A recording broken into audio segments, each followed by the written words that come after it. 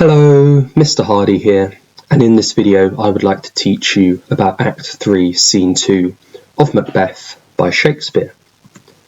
So you need to be familiar with this scene. You may have read it, listened to it, watched it, or studied it before, and you're using this video for revision or to gain a deeper understanding of this scene.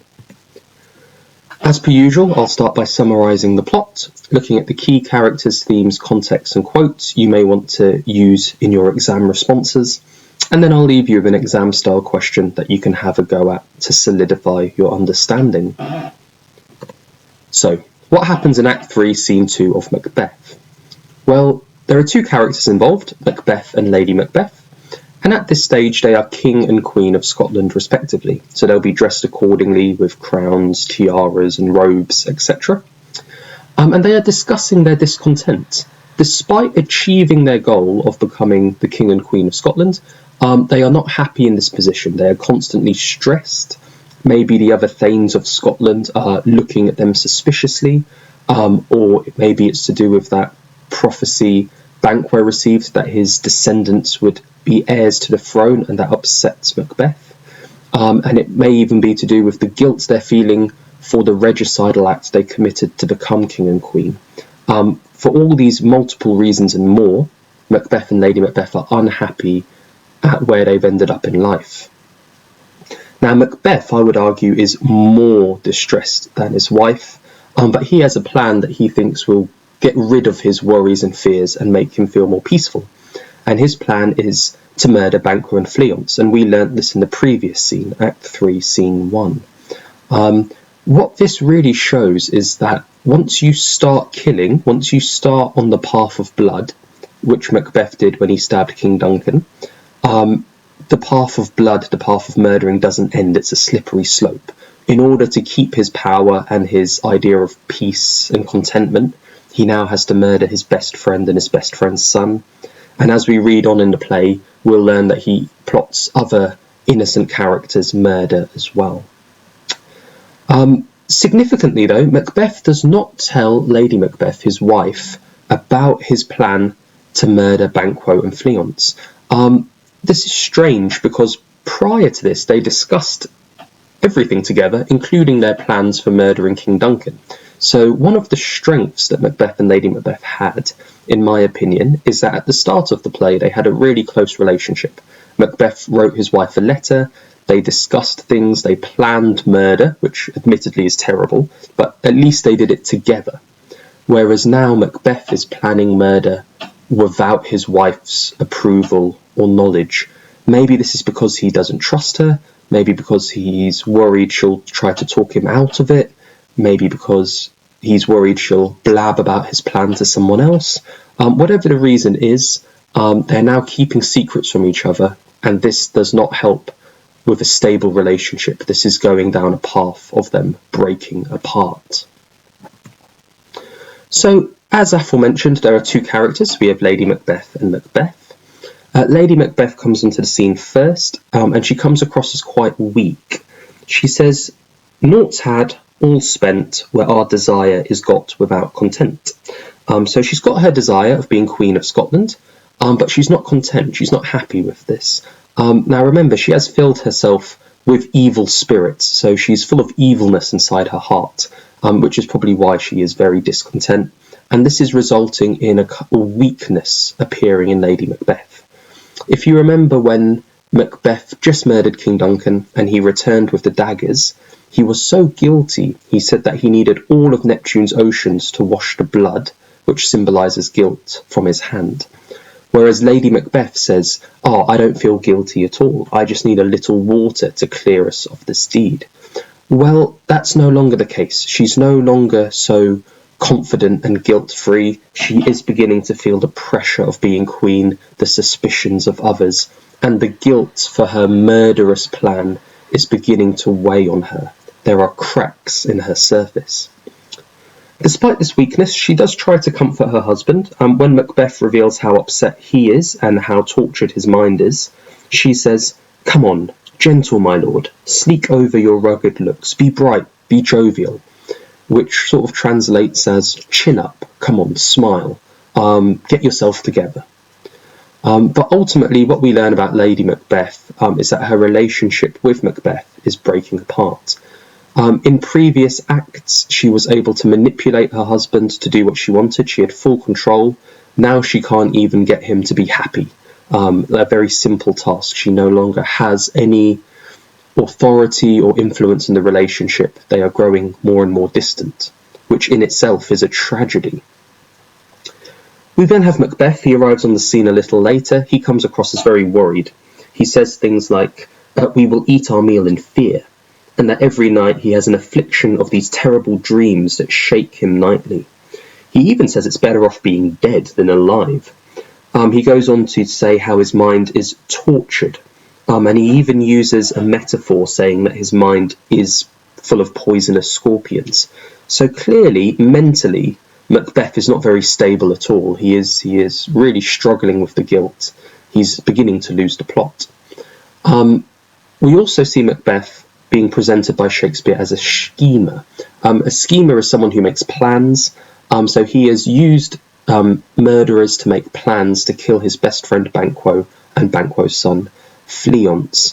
Now, the Macbeth of Act 1 wouldn't be a schemer. If he had a problem with someone, he'd probably go and deal with it himself with his own sword and deal with it like a man, as the Jacobeans and the 11th century Albus Scottish would have dealt with it in person like a man.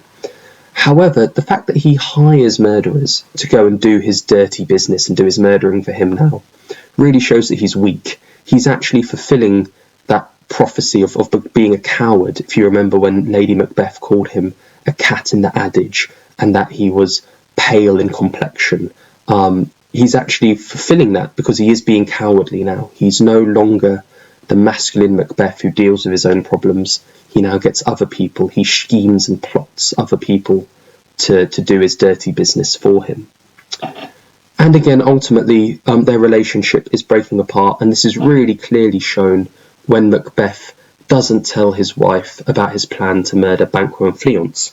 In fact, when she asks what's to be done, what are we going to do about this problem, he replies by saying, "Be innocent of the knowledge, dearest Chuck," which basically means forget about it, I'm not going to tell you. For whatever reason, maybe it's a lack of trust, whatever the reason is, their relationship is definitely breaking apart at this stage of the play. So what are the key themes that are explored in Act 3, Scene 2? Well, there's definitely power. We don't see Macbeth or Lady Macbeth taking the power because they've already done that previously in the play. Instead, what we see is the pressure of the power affecting them. So maybe the Thanes of Scotland are suspicious of them. Maybe they're saying things behind their back. And this is adding pressure, adding mental stress to their marriage. We also see the power of guilt. So they've done some evil actions, such as the regicide of King Duncan. And now we're seeing the consequence of that. The guilt is building up. They're struggling to eat peacefully, sleep peacefully. We also see the theme of evil. We know that Lady Macbeth and Macbeth's evil action was the regicide of King Duncan. That action broke the great chain of being. It broke the divine right of kings. And that evil action is going to be punished by God. And God is punishing them with guilt, with madness, with pressure, to the point where they can't take it anymore. We have this idea of stability versus instability.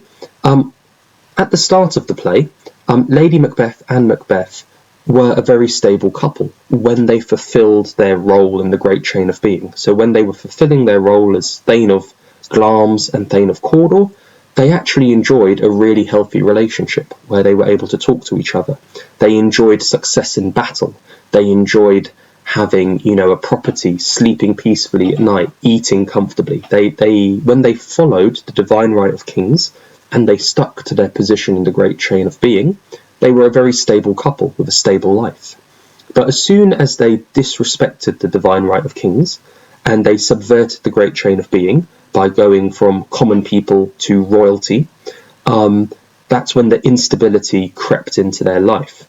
Now they don't sleep well, they don't eat well, they don't trust each other, their relationship is breaking. Everything they thought was stable and good is now coming undone. It's becoming unstable and bad.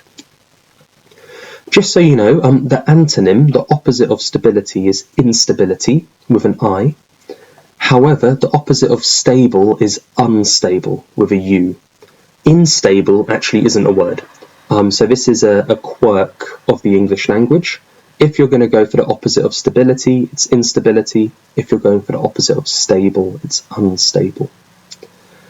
And finally, we have the theme of guilt. Normally, guilt is symbolised through blood, but in this scene, the guilt is sort of mental guilt, mental stress. And I believe this is God punishing Macbeth and Lady Macbeth for their evil regicidal action, which was killing King Duncan, which of course disrespected the divine right of kings and broke the great chain of being. So I haven't really got key context for you at this stage. Instead, I'm going to look at a Shakespearean technique, symbolism. Shakespeare loves to use symbols in his play, and in Macbeth, if you have any mention of sleep, that is meant to symbolise and represent peace. If there's any mention of blood, the blood symbolises guilt. If you have daggers or weaponry, these are symbols for violence and power. And any time there is darkness in the play, this is symbolic of evilness. So symbolism is a great way to connect something you see in the play or a quote with a theme. And by using the word symbolises in your writing, you're actually identifying one of Shakespeare's techniques, so you can also pick up marks for that. Okay, what key quotes would I look to remember if I were you? Well, at the start of the play, Lady Macbeth says, "Naught's had, all spent, where our desire is got without content." And this is basically proving that power, particularly when you take it wrongfully, when you usurp the throne, it leads to instability. So they've got their desire, their goal, what they want. This is a key word from the quote. However, they don't have any contentment. Here, contentment means happiness and peace. Shakespeare does this again to curry favour with King James I. So there were gunpowder plots, there were assassination attempts on King James. People clearly wanted to take his power.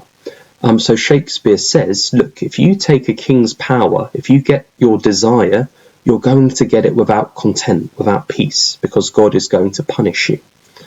So not only is Lady Macbeth expressing her own mental instability and struggles, I believe Shakespeare's also doing this as a warning to the audience. Do not commit regicide. We will eat our meals in fear, affliction of the terrible dreams that shake us nightly, torture of the mind. These are three of many things that Macbeth says that ail him, that cause him physical and mental suffering. And all of this has come from the fact that he has taken power that was not his to take. He killed King Duncan, he took the throne when it wasn't his to take, and as a result, God is punishing him. He can't eat peacefully, he can't sleep peacefully, his mind is tortured. And I think the ultimate quote that represents this is when Macbeth says, "Oh, full of scorpions is my mind, dear wife." You have the interjection "oh." He's in so much distress he can't even form words, he just makes noises to reveal his pain. And you have a very clear metaphor here. His mind is scorpions, comparing his mind to the poisonous creature scorpions, using "is." That's quite clearly a metaphor. And that can link to the theme of guilt. And a really good quote to prove that their relationship is falling apart is when Lady Macbeth asks Macbeth what's to be done, how are we going to solve this problem? Macbeth replies, "Be innocent of the knowledge, dearest Chuck." Be innocent means I'm not going to tell you, you're not going to have any guilt or knowledge of this evil action, which of course is hiring the murderers to kill Banquo and Fleance. And a lot of my students ask me, what's Chuck? Chuck is like a Jacobean phrase for your partner. So maybe we might say honey or sweetie or babe. That's just like a Jacobean version of that. So be innocent of the knowledge. I'm not going to tell you my plan, dear wife or dear honey. And that's clear evidence their relationship is breaking apart. So what can you do? You can use this video to make some notes on a physical copy of the play, highlight some of those key quotes. You can then go about answering this question. How has Macbeth and Lady Macbeth's relationship changed over the course of the play Macbeth? Refer to Act 3, Scene 2 and another moment in the play. As long as you refer to Act 3, Scene 2 in one of your analytical paragraphs, and I would recommend the quote, "Be innocent of the knowledge, dearest Chuck," and explaining how that shows their relationship is breaking apart, you will be answering the question correctly. You then have a choice. You may want to refer to the start of the play in Act 1 when they had a really strong relationship. For example, when Macbeth wrote Lady Macbeth a letter, and you may want to compare how their relationship was stable at the beginning, but now in the middle of the play it's becoming unstable. If you have already read Macbeth and you know how the play ends and how Macbeth and Lady Macbeth's relationship and lives ultimately end, maybe you want to compare how their relationship in Act 3 is with how their relationship is like at the end of Act 5. I won't give any spoilers away in case people watching this video haven't read it yet. But as long as you're comparing their relationship in Act 3, Scene 2, either with how it was at the beginning of the play or how it was at the end of the play, you'll be answering this question correctly. Don't forget to draw on some quotes for how their relationship is strong in Act 1 and how their relationship ends tragically in Act 5. Okay, if you found this video useful for your understanding of Macbeth, give it a like. Please also subscribe to my YouTube channel so you can get loads of Shakespearean explanatory videos, and please leave a comment if you think there's anything I have missed out or anything you want to share with people who use this video.